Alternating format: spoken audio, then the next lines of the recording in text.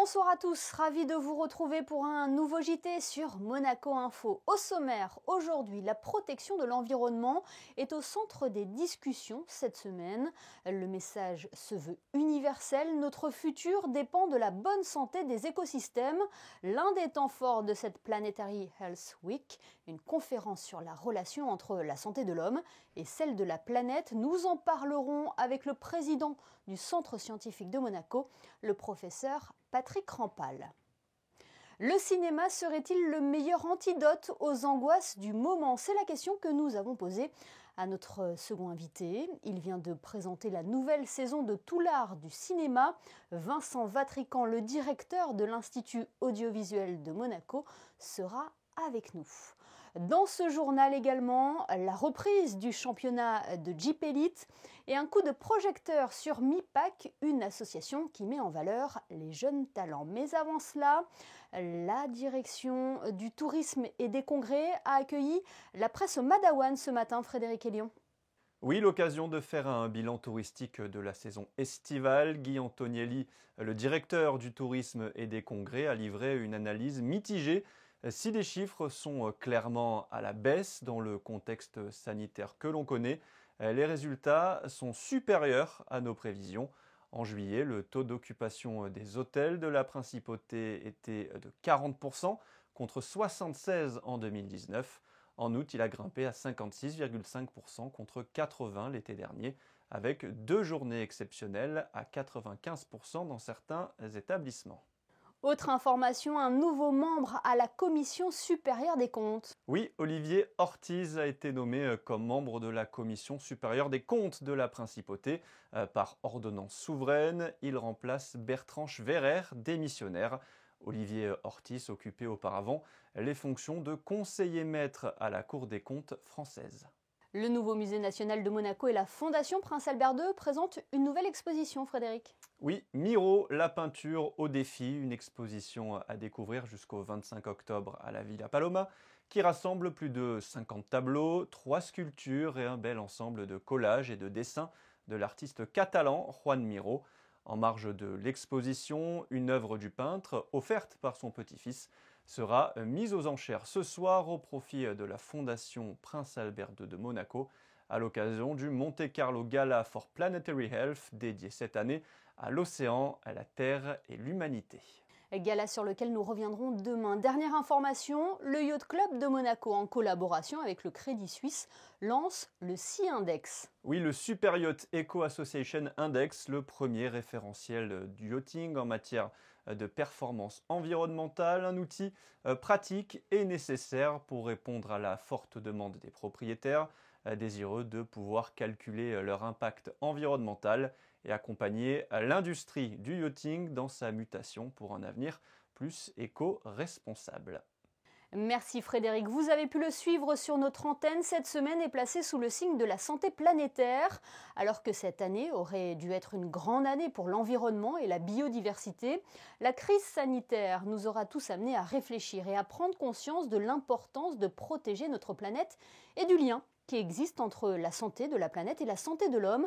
C'était le thème d'ailleurs de la conférence au musée océanographique qui a eu lieu hier.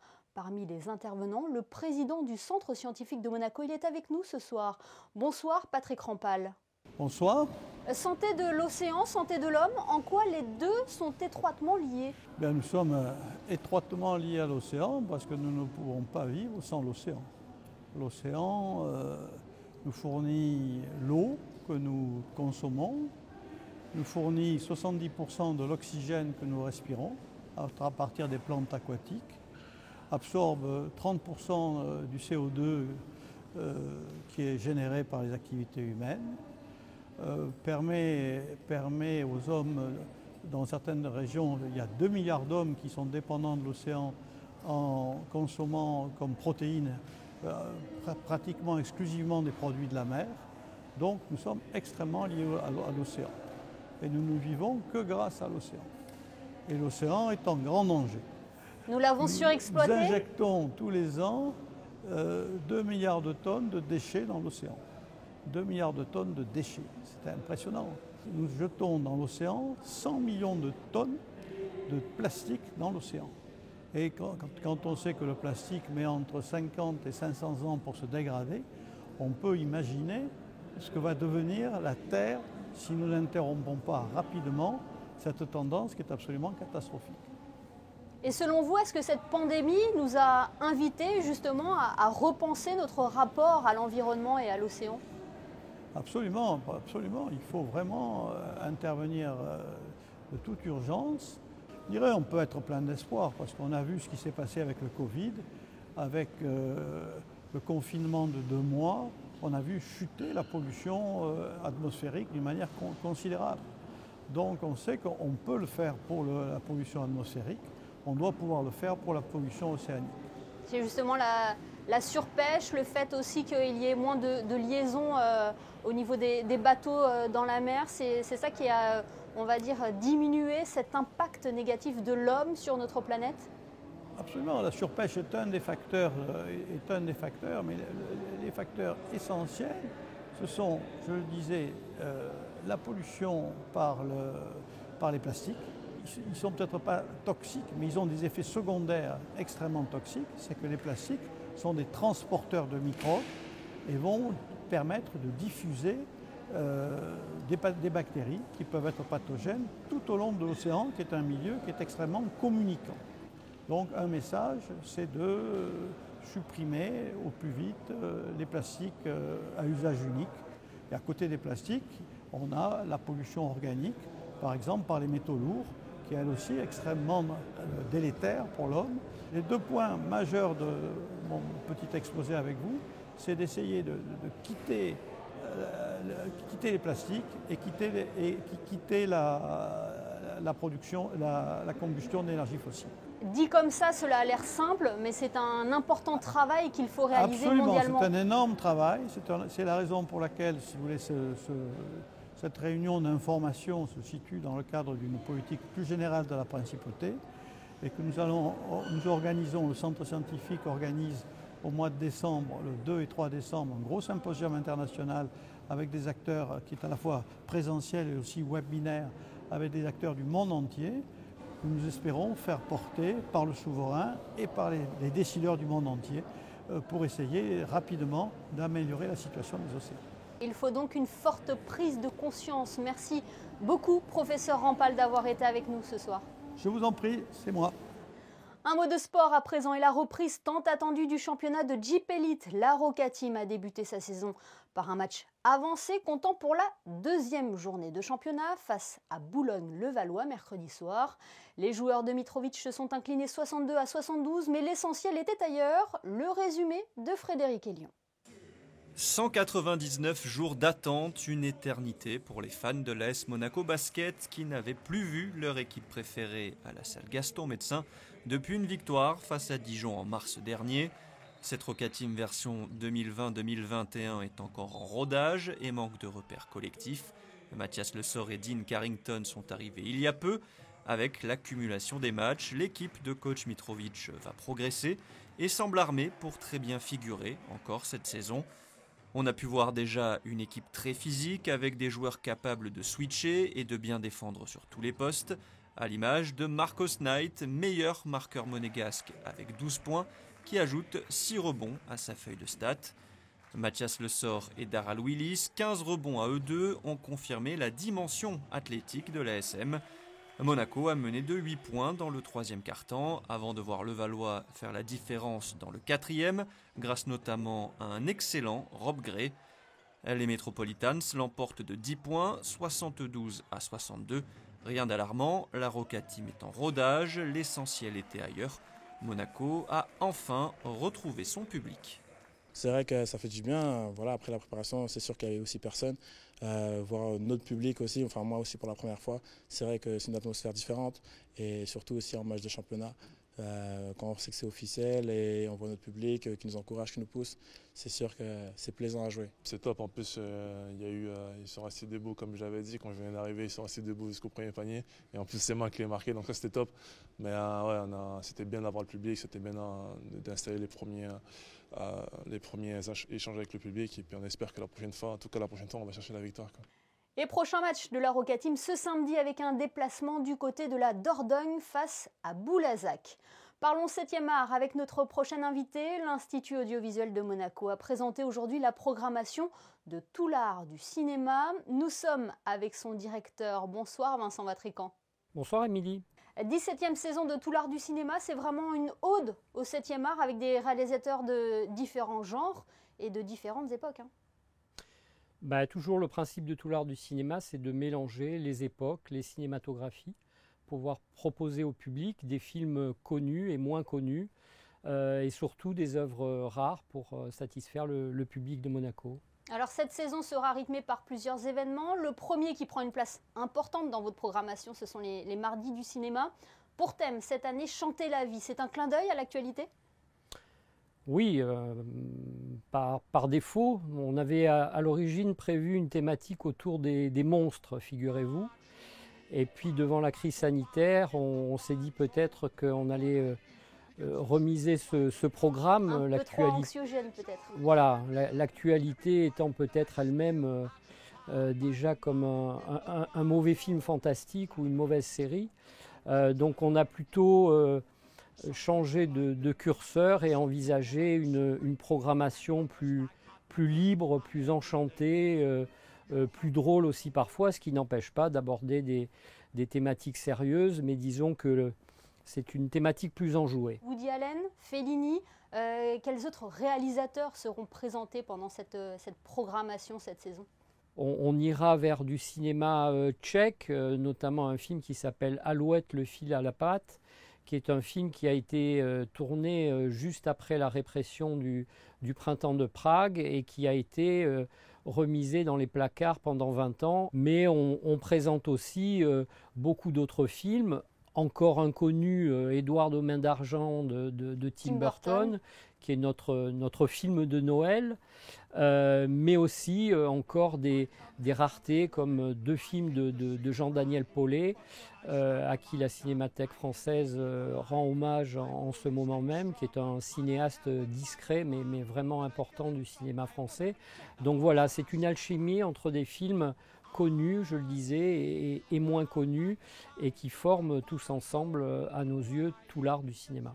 Et toujours ces partenariats avec différentes entités culturelles de la Principauté, le NMNM, les ballets de Monte-Carlo, également le Monte-Carlo Jazz Festival ?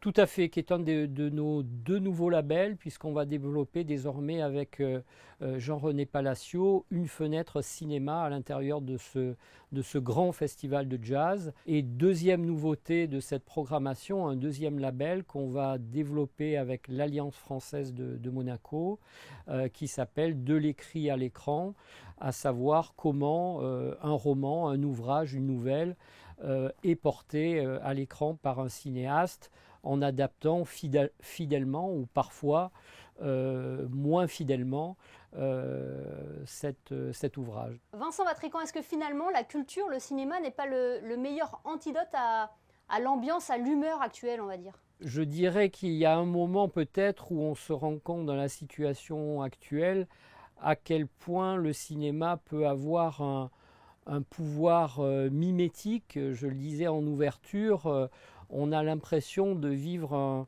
un moment, un climat étrange, comme dans un film fantastique de David Cronenberg ou de John Carpenter, quelque chose d'un peu, en effet, angoissant, dont on ne connaît pas bien l'issue. Un mot sur l'inauguration des nouveaux locaux de l'Institut audiovisuel de Monaco. Ça a eu lieu hier, en présence notamment du prince souverain et de la princesse Caroline de Hanovre. On a monté en niveau, en qualité technique. Les effectifs aussi ont augmenté pour faire face au travail et au volume d'images à traiter. Vous le savez, Émilie, puisqu'on traite l'ensemble des images produites par la chaîne. Donc c'est un travail quotidien lourd qu'il faut accomplir pour sauvegarder la mémoire de cette chaîne qui a aujourd'hui 25 ans. Donc on avait à cœur de préparer au mieux les conditions de cette inauguration. Merci beaucoup Vincent Vatrican d'avoir été avec nous. Tout le programme de Tout l'art du cinéma est à retrouver sur Internet.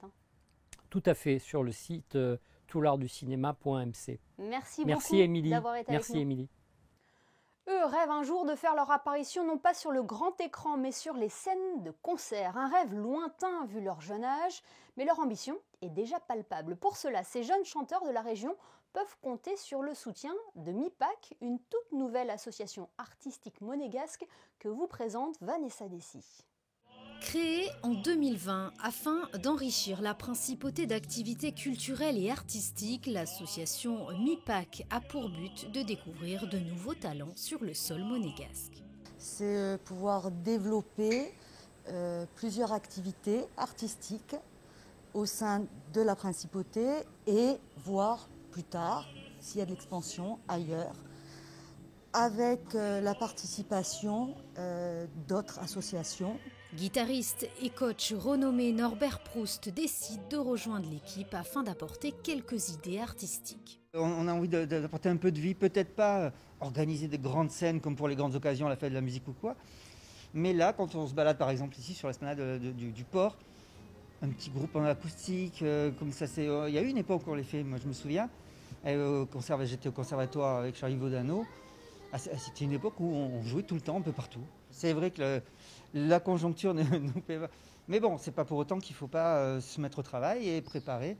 L'association lance les Golden Voice à Monaco. Cette nouvelle branche internationale permettra de donner l'opportunité d'être remarqué et mis en lumière sur scène. C'est une filiale territoriale pour donner la chance aux talents monégasques de se faire voir, de se faire entendre. Et l'association organisera différents ateliers et masterclass tout au long de l'année. Nous vous en avons parlé sur Monaco Info, beaucoup d'événements annulés en principauté, mais certains sont maintenus, Frédéric, dont un ce week-end pour le plus grand bonheur des amateurs de chats. Oui, l'association monégasque des Gatti des Mounégou organise ce week-end au chapiteau de Fontvieille la première exposition féline internationale de Monaco. Un concours de beauté de chats de race à découvrir en famille. 145 félins sont inscrits, des adultes, chatons, des chats d'éleveurs ou de particuliers. Horaire d'ouverture de l'exposition de 10h à 18h.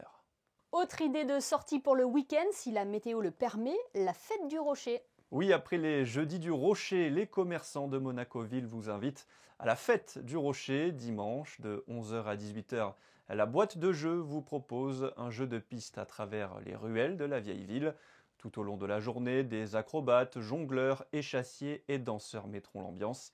À 18h, rendez-vous place de la mairie où la compagnie de théâtre Les Farfadets proposera un spectacle itinérant autour des fables de La Fontaine.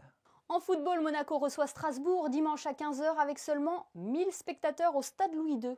Oui, le gouvernement princier a décidé mercredi de réduire la jauge maximale des manifestations en principauté à 1000 personnes à partir de vendredi 25 septembre. Une décision prise dans le cadre de la lutte contre la pandémie de la Covid-19. Dans un communiqué, le club affirme travailler à l'application de cette décision en étroite relation avec le gouvernement princier, afin de permettre à ses abonnés d'assister autant que possible à la rencontre.